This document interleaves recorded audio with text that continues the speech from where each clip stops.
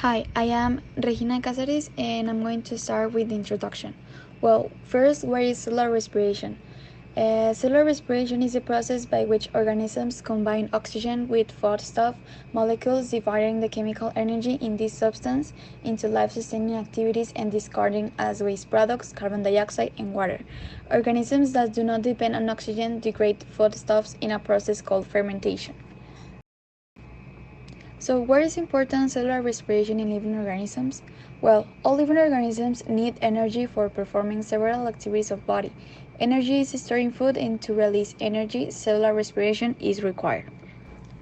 Well, then I'm going to explain what is the role of glucose, oxygen, and ATP in cellular respiration.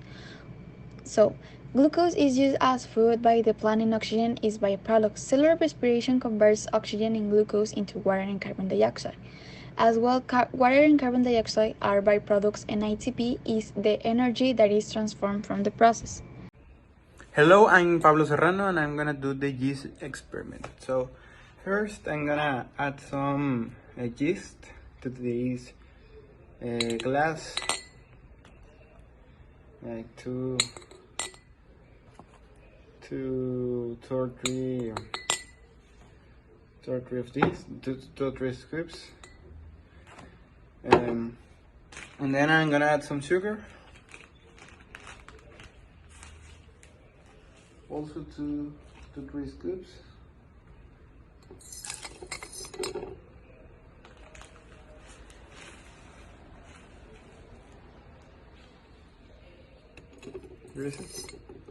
And then I'm gonna add some warm water.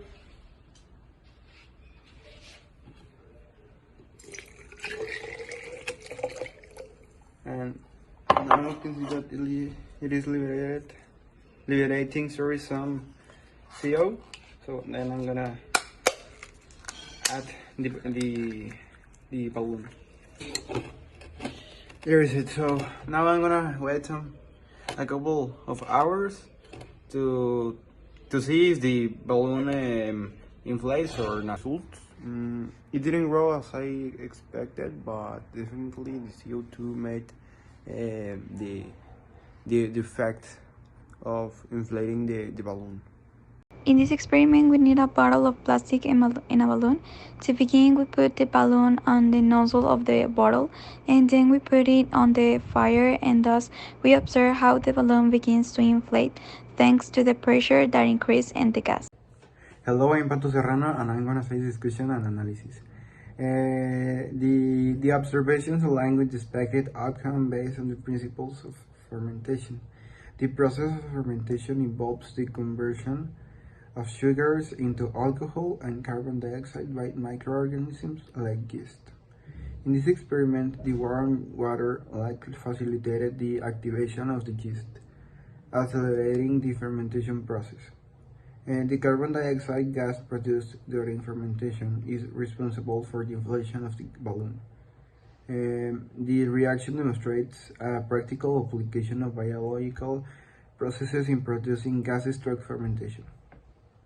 It is important to note that the rate of gas production may vary based on factors such as the quantity of yeast, temperature of water, and the concentration of sugar.